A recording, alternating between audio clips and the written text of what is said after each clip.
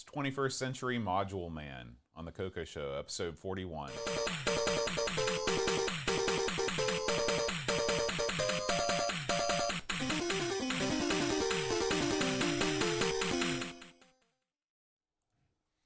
Hey everybody, welcome to the CoCo Show. I'm John. And I'm Aaron. And today, Aaron, we're talking about Module Man. Oh man, I thought that's what was me with the role-playing stuff. I got tons of those. You know, Module Man's all about getting sent on errands, doing stuff for the king. Yeah. You ever get sent on errands, doing stuff for your superiors? Well, everyone is my superior. So that happens to me quite a bit, actually. I've done a lot of dirty dog work for people over the years. Everything from, driving people around, doing mundane stuff, the dishes, taking out other people's garbage. Mm-hmm. I've mowed other people's lawns, crap like that. You ever help anybody move? Oh, man, everybody, including you. Including me. And when it's time for me to move, not a sucker around. I think I might move before then. Give me the high sign when you're getting ready to move. So that would cause you to leave town if I decided to move? Trust me, the next time I move, I'm going to hire a bunch of geeks to take care of me. I'm done. I'm out. I said that, of course. You know, it's a couple months ago, I violently damaged both my legs. I've never seen shin damage like what you had. I'm still healing. Yeah. It was brutal. Yeah. Because it was a raking of the shins. It's a pro wrestling move. The old shin rake. It's funny. Skin, metal, edged metal, not good. It's funny how that works. Yeah. And what about you? Now, see, you're more like the king, and you've got other suckers doing your bidding, including me. I like having subservience around. I've heard that. Mm-hmm. I've heard that. So how do you issue orders without getting killed? What's the secret? Because I can't do it. Fun size Snickers. It does work on me, come to think of it. Kids will do anything for a fun size Snickers. So it's like when those people feed monkeys and stuff with the circus. You sort of slip one in, and then they dance. They dance. That's not what it is. I'm more of a I like Baby Ruth. Really? Yeah. You don't hear people talking about Baby Ruth anymore. Yeah, I like Baby Ruth. The last time I heard somebody talking about Baby Ruth was on the Goonies. You know who I like? Charleston Chew. Man, that's like a real old person's food. What? Why? You never you never see an old guy eating a Twix. That's why. You just don't. I like Twix. Old people don't eat Twix. Do you want to bet? They eat stuff like Baby Ruth, Charleston Chew. I like a good Bit O' Honey. How about a Reggie? Do they still make those? I don't know what that is. Is that based on Reggie Henderson? No, Who's Reggie Henderson? Oh, I was thinking about Ricky Henderson. Reggie Jackson. Yeah. Wow. I thought you liked baseball. Listen, you know. Do you have someone subservient to you to do all the good thinking? Yes. You better delegate that. You better get a crap load of Snickers ready to go, buddy. So it was actually based on Reggie Jackson, Mr. October. Yeah, he had his own candy bar. It was just basically, they took a bunch of, so here's how you make celebrity candy. This is slightly off topic. This is a life hack. But I'm going to give everybody the hint. So what you do is you get you like a bowl. Then you put some nougat in there, whatever that is. I don't know what that is. It's sugar, and you brown it. Then you put some peanuts in it. Mm-hmm. Then you melt a crap load of chocolate. You're done. That's your candy bar. You can call it the boat, or the Aaron, whatever you call it. And that was the Reggie. You put it in a wrapper. Do you think we need Boat Fest themed candy this year? What would you, if you could pick a candy to be based that had your name? What would be in it? What do they put on the inside of Three Musketeers? What's that stuff called? Oh, I don't know. It's good though. I know exactly what it is. I want that. I don't even want the chocolate shell on the outside. Yeah. I just want nothing but that. Yeah, that's it? Just a wad of that? Just a wad of that. I want to keep it from getting all over you. Well, listen, you got to eat it straight out of the package. All of it's crammed in your mouth at once. You know what I would want? When I was a kid, I used to go to this is going to date me even further. You used to go to the candy counter boat. Was everything a nickel? Would you shut up? And they had these rings, okay? Like a ring pop. No, I mean, they were like a picture like an onion ring, except it's not an onion ring. It's a chocolate ring. But inside of it, there's this like raspberry jelly in it, sort of. But it's more like, it's not really jelly. It's more like a gel, but no, it's not. But it's not like it's like real loosey goosey. I mean, it's molded into a gimmick, right? Yeah. And those were good. So if I was gonna name, if there was an Aaron type gimmick, I would have those raspberry chocolate circles. Do they come individually wrapped? No. You get like say 5 or 6 with the candy chick. The candy chick's Where got is gloves. this candy counter? Well, it went out 50 years ago. but they had a candy counter at Sears, at JCPenney, all those big stores. and you would go in there, and they'd have like little bins for different kinds of candy. They had like the chocolate covered peanut butter. So this was like the pick and mix over at the at A to Z, where No. they have all the. It's not like that because number one, that stuff's crap. This was fresh candy. The chick behind the counter, she wasn't just some tubby old broad with gray hair. She was out there making the candy. Really? Because she had to fill those bins up for all the people that came and bought the candy. So this was like the thing in Willy Wonka, where there was the guy and he was churning them out. Yeah, I'm not talking about in the factory. I'm talking about the candy man. and then but you'd go and get these things. But you ever heard of Bridge Mix? Yeah, you could get them. They had that fresh. All this Oh. stuff. See, the stuff you get at the store, it's not fresh. Yeah. Believe it or not, I mean, it doesn't matter to me because I'm a big fat guy. But I mean, candy's better when it's like fairly I understand. within the year, right? Right. You know, and it was better. But those little raspberry gimmicks, that'd be my candy. You can call it the Aaron. We got to figure out what those are actually called. I want to try one. of those. I think the correct name is raspberry gimmick, if I'm not mistaken. But you can look. Somebody Google. A lot of times they incorporate wrestling carny lingo. Somebody in look candy up. names. Somebody Google raspberry gimmick. It comes right up. What are we doing here? Yeah, nobody knows in the chat what the thing in the middle of Three Musketeers is either. I don't either. I don't know what that is. It's good though. It's good. I wonder what they say on the. I bet on the bar it says something. They can't just say chocolate covered stuff. They make in a big thing. deal about it being low fat. Whenever you see it, it's like low fat. Low fat. I don't even understand it either, but that's what they say.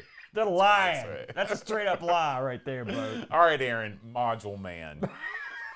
That's all you need to know. That's a good lead-in, Bode. It's Module Man, y'all. Bode, had you ever in your whole life heard of Module Man? Well, apparently we played it. that was my And it made such an impression on me that I did not remember it. Yeah, me and Bode actually played Module Man for the first time during our ill-fated, we hook a bunch of crap to the CoCo stream, where we actually did successfully get voice work after a nervous breakdown or 6. And this was a game we gave a shot. Module Man, now, this had a double release. It got released over here, and then a whole different outfit released it for the Dragon. So let's talk about the English side of it first, and we'll get to the American side first, then we'll get to the British side. So over in the States, this was published by my favorite outfit, the Spectral Associates. Bode. You like them even more than who did you do that stream on? The CoCo stream that was all the same publisher? Actually, I've done a couple of those now. Okay. One was on, I think I did Tom Mixon one. I did another one on, I can't remember. But anyway, The other one's what I'm thinking of. this outfit, again, we talked about them a little bit before, but Spectral Associates out of Tacoma, Washington. They've done Sokobond, Download. See if you can guess what this was named after. Lunar Rover Patrol. Space Race, Planet Invasion, Galax Attacks with X's. Lots of X's. A game that was very popular back in the day. Madness and the Minotaur. Ooh. Android Attack, Pingon. You guess Alcatraz 2, Alpha Search, and Beam Rider, and a bunch of other stuff. So that's who did it in the States. Now, this came out in the States in '84 and was for a CoCo with 32K. All right, so if you had 32K, you're golden. So you couldn't run this on an original release CoCo 1, right? Well, 'Cause not those only unless it came had with 32K. 16K? Yeah, you had to have 32K. This costs, according to magazines, Boat, $24.95. Now, I mentioned this earlier, and I'll mention it again. The magazines I read have this listed as a disc release, because and the disc $24.95. I think that's usually their disc price.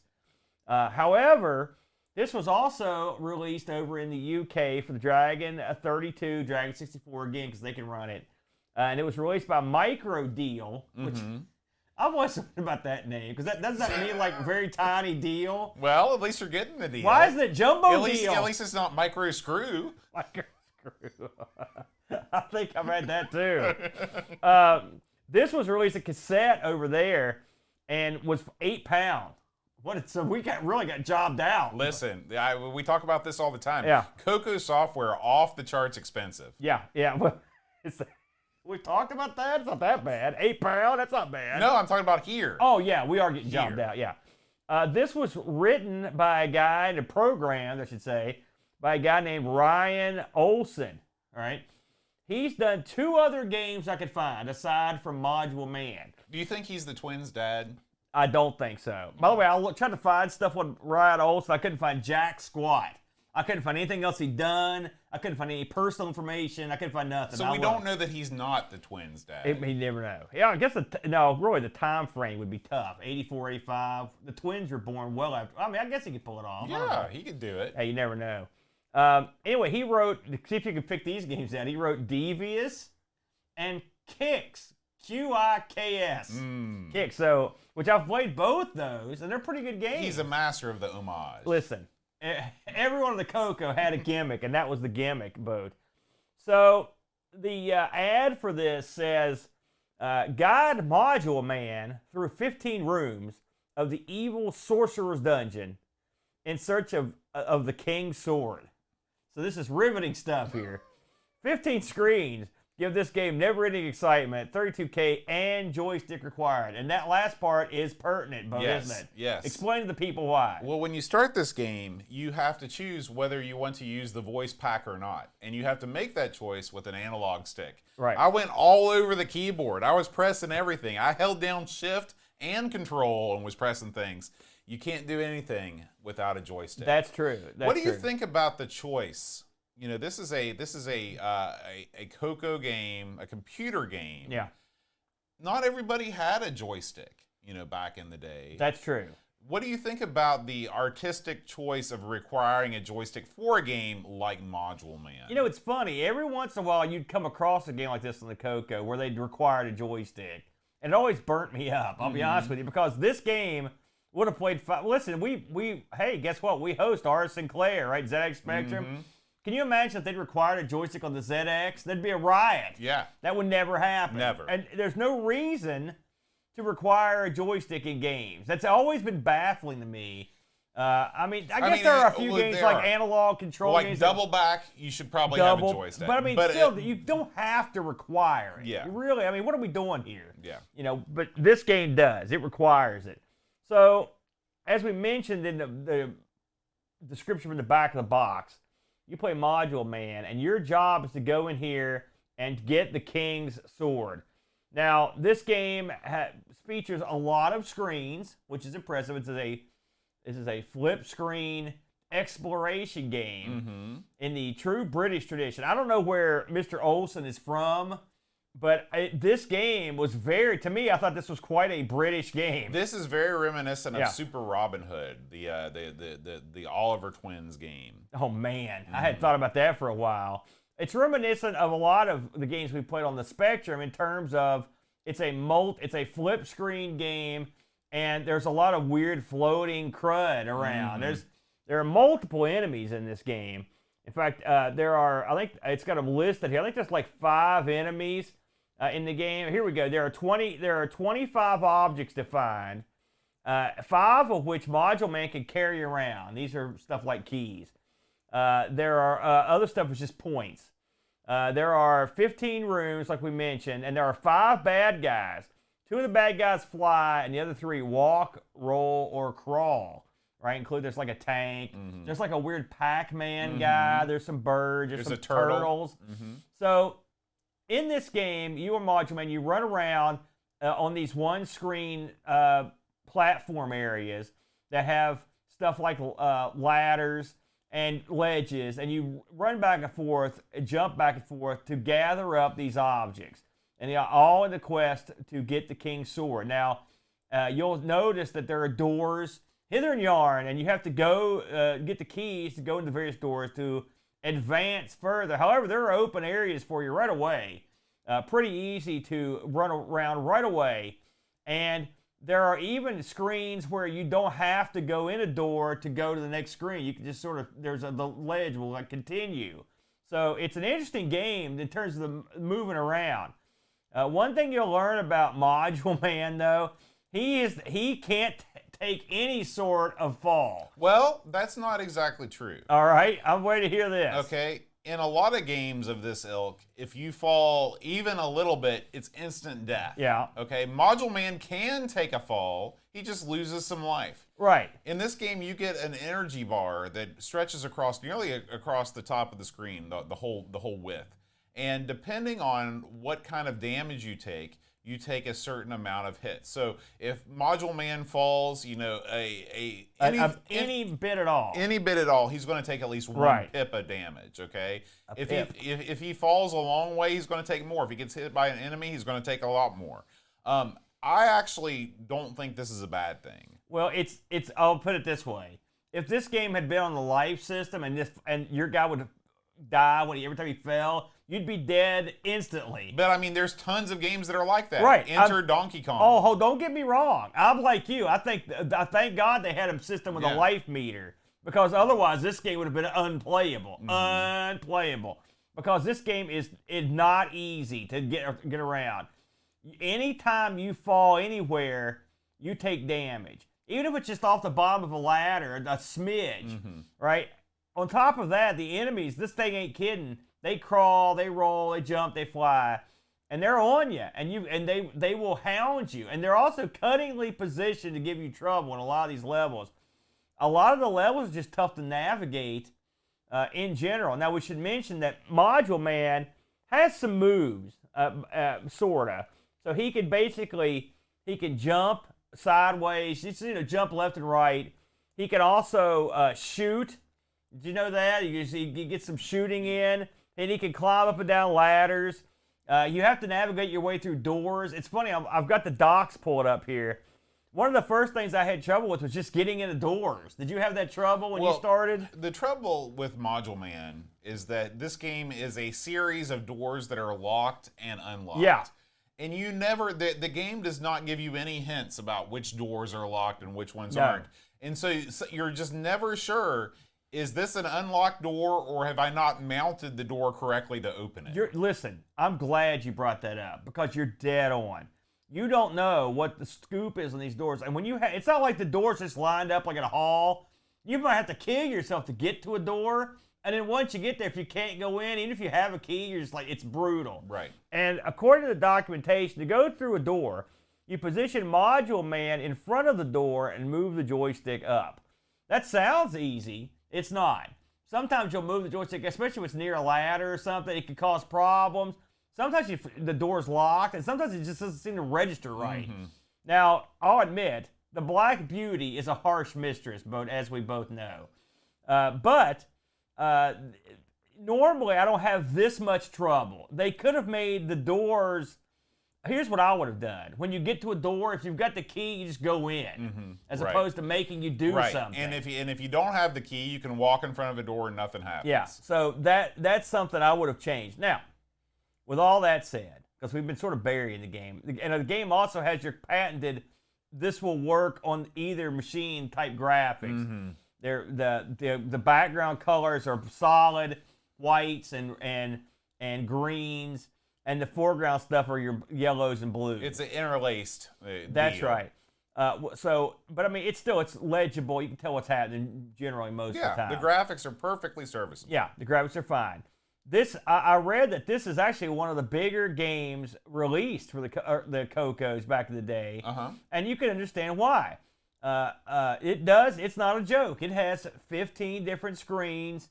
Each screen is I mean, for all intents and purposes, each screen is almost like a full game of some of these other games we play. There's a whole, it's like a Donkey Kong that would have 15 levels basically on the CoCo.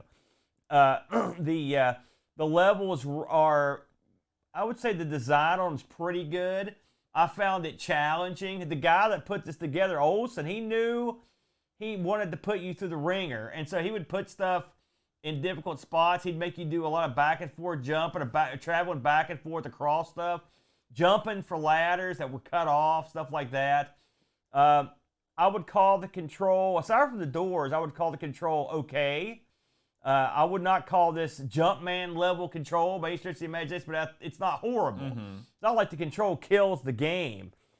You do pick up lots of stuff. Most of it's for points, but some of it's not. A lot of keys. How did you fare in this thing, Bode? Well, it's hard to know, really. It is. This game is the items, much like the Interbank incident. The items in this game are procedurally generated. They're randomly generated.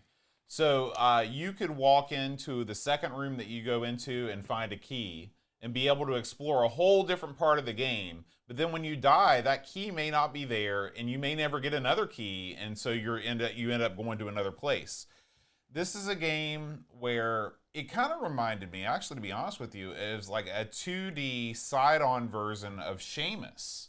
Remember that game, Seamus? I do remember Seamus, yeah. You know, you're exploring all of these different rooms, and you're essentially just trying to survive and find keys. You know, the vast majority of the items that I found were all point-based items. Every once in a while, I'd find a key, but not very often. I never found anything that wasn't a key that I could pick up.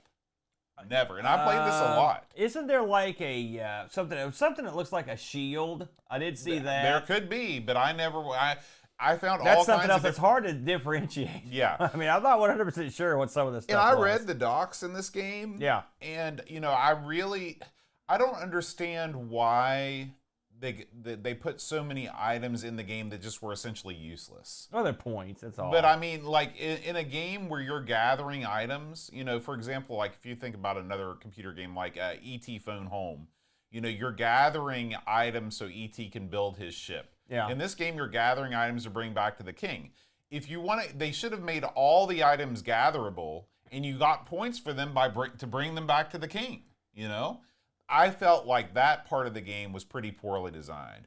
I have no qualms with the level design. I think that, you know, there's a significant amount of challenge in a lot of the rooms, but it's not insurmountable. You certainly get a lot of chances to improve. You know, whenever it's a little bit difficult to die. I felt like I was able to have a pretty long game with the life that was given to me, which is good. That's what you want. It's an exploration game. I just think my biggest problem with it was the doors, the lack of keys. They should have made keys more readily available. And even if you randomize some of the items, they shouldn't have randomized the keys. I just feel like that really hampers your want to play again. Because, like I said, I went through whole sections of this game where I just couldn't find any keys, and I was stuck, and I couldn't figure out where to go next.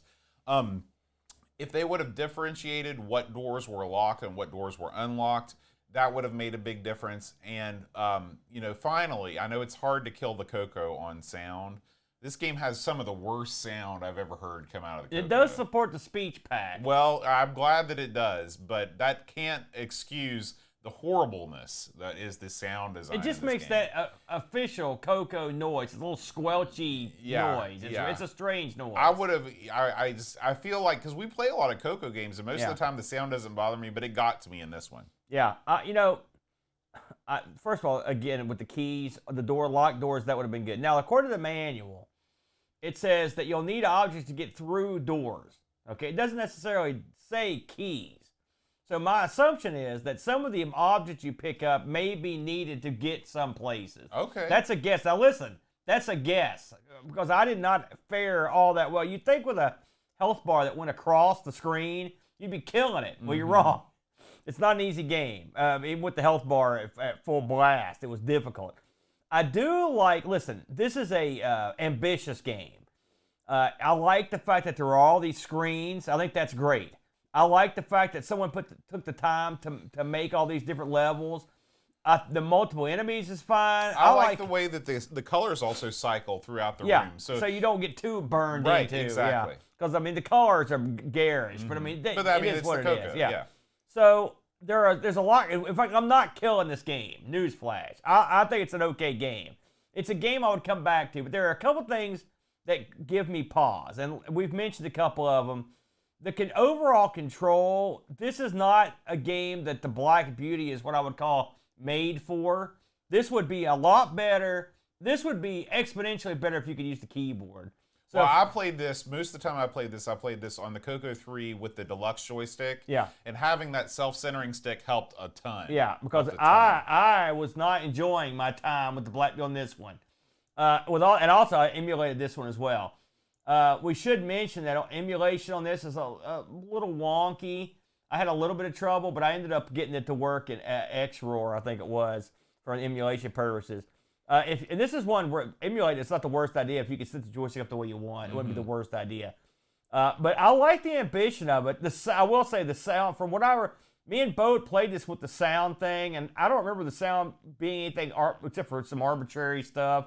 Your mileage may vary on the speech thing, but I appreciate the effort of them putting it in there. Yeah. And I know that the Spectral Associates pushed this as a feature on its advertisements for it. So I think they liked having stuff with the speech pack in it. So if you add the speech pack in, plus the 15 levels, plus the ambition, get yourself a tighter controller, like Boat's got the deluxe, I think you're in business. By the way, one of those deluxe sticks is coming my way at CoCo Fest, brother. Nice.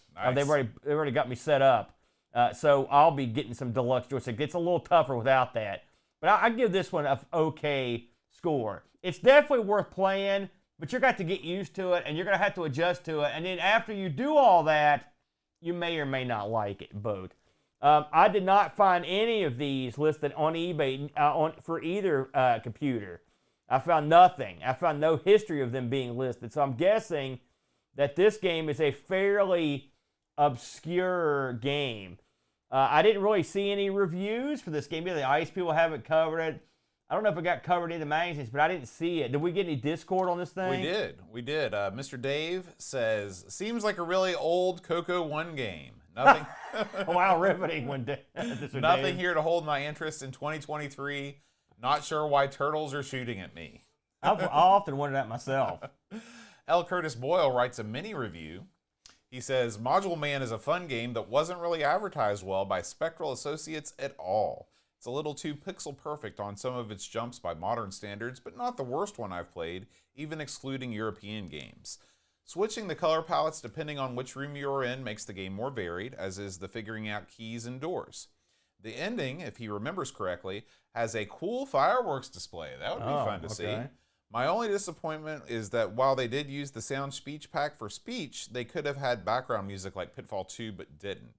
The only improvement would be a patch to support the second button on a CoCo 3 and use it for going through doors. Oh, that would be a good addition. Get on that, Curtis. I give it a solid 7.5 out of 10. Hey, listen, that's a good idea right there, Boat. The second button, that'd be dandy, Boat. So, yeah, an interesting title. And by the way, there's one other thing I would like to have seen added, which is room names.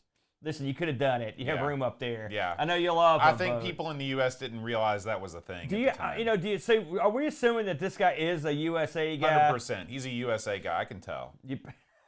Your USA sense is tingling? Yeah. Oh, God. Let's tingle right out the door, Bo. Are you ready to take the plunge into the exciting world of the Tandy Color Computer? Have you tried emulation and found it to be confusing and unreliable? The hell is Bitbanger? It's time to get yourself a real CoCo and get yourself over to RetroRewind.ca and get it out with everything you need to enter the CoCo universe. The CoCo SDC is the fastest, easiest way to jump into the nirvana that is gaming on the Tandy Color Computer. A preloaded SD card is already included, so just pop it in your CoCo and away you go. Pick up your CoCo SDC at Retro Rewind and be sure to use the promo code AMIGOS10 to save 10% off the already low price.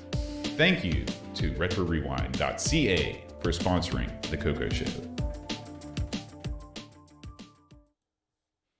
There you go, Boat. Yeah. Good stuff. So I've heard that there's some rumblings, there's some new things going on in the CoCo scene here, and tell us about them. You know, I know a guy, a special guy. His name is Happy Coding, ZX, if you will, or ZX for the States. Happy, I don't know how many people who listen to this show know about Happy's work. He does a lot of original titles on the ZX Spectrum that are dandy, including one called Shay's Maxim, which me and Brent at least inspired somewhat by discovered on the ARG Presents show.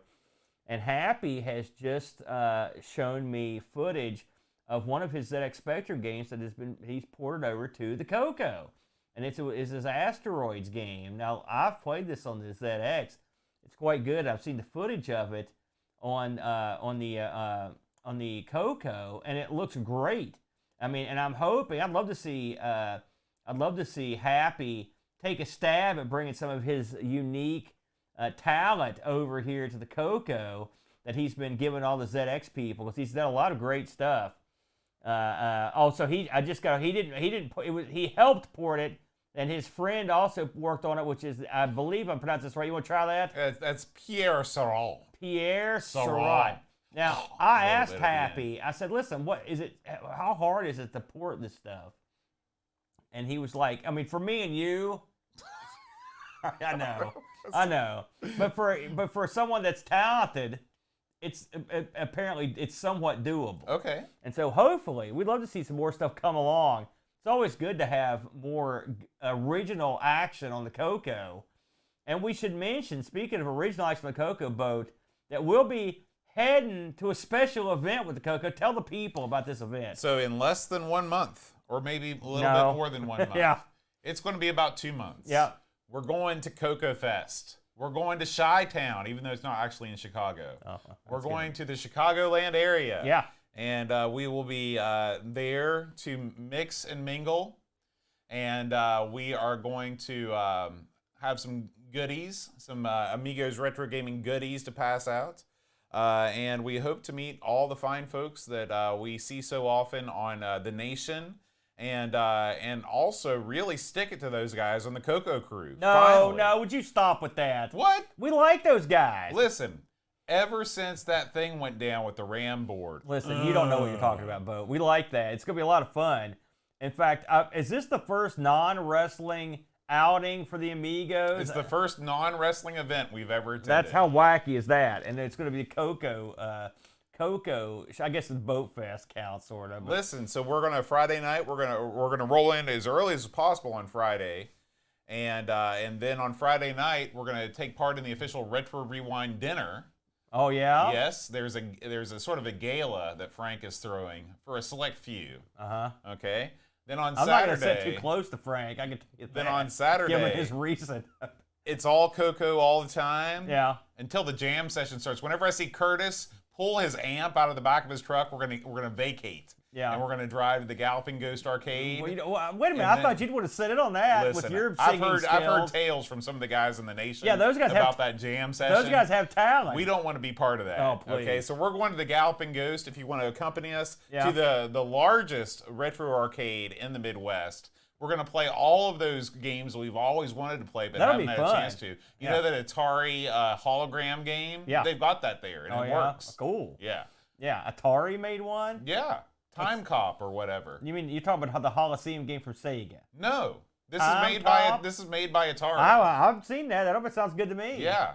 I'm looking forward to every part of it because I've got CoCo goodies waiting for me at this. Yeah. They've already been reserved. I just got to pay. I got to come up with the money to pay for them and pay for everything else. I'll be ready to rock and roll. Sounds Should good. be a lot of fun. We're going to see all of our CoCo people. It's CoCo Fest, the last one for sure this year. And the Amigos are going to be in the house, Boat. Absolutely. So, Aaron, what are we going to be playing next week? Let's find out. On the CoCo Show. Because I just found out. So God only knows. Bam! Dragon Slayer. Who knew? Oh wait, it's Dragon Slayer. Oh. Have you ever played this one, Boat? No, never. This was voted upon by our fine, upstanding selection committee. The CoCo Game Selection Committee voted almost overwhelmingly to hand the title to Dragon Slayer, which I misspelled on the CoCo Game Selection Committee. Although Dragon Slayer sounds pretty good. He's a pretty clever dragon. Yeah, it's a stealth game. Oh, so get it out. Anyway, we hope you'll join us next month for the next edition of the CoCo Show. We want to thank all of our patrons. You know, Aaron, there's so many people that make the CoCo Show happen. Yeah. And we want to thank them by reciting their names. We're going to start with the CoCo Game Selection Committee. They are made up of Canadian Retro Things, L. Curtis Boyle, Robert Murphy, and Steve Rasmussen. All fine men. They're the movers and shakers. And then we also have, of course, our CoCo supporters. And our CoCo supporters, Aaron, let's go a quick roll call to Mr. Dave 6309, O'Brien's Retro and Vintage, Buttons, and William Becker. Thank you guys so much for supporting the CoCo Show. If you want to throw us a couple bucks, patreon.com/the CoCo Show. Now, Aaron, before we leave, I just wanted to say it's been a great show. You know, I know you were fearing talking about Module Man, but I felt like we stayed on topic the whole time. It was nothing but golden Module Man conversation. I thought it was just Andy Boat. All right, guys. It's freestyle, everyone. We'll see you next time, and until then, all hail. Oh, Curtis Boyle. Oh, I'm going to hail him in person.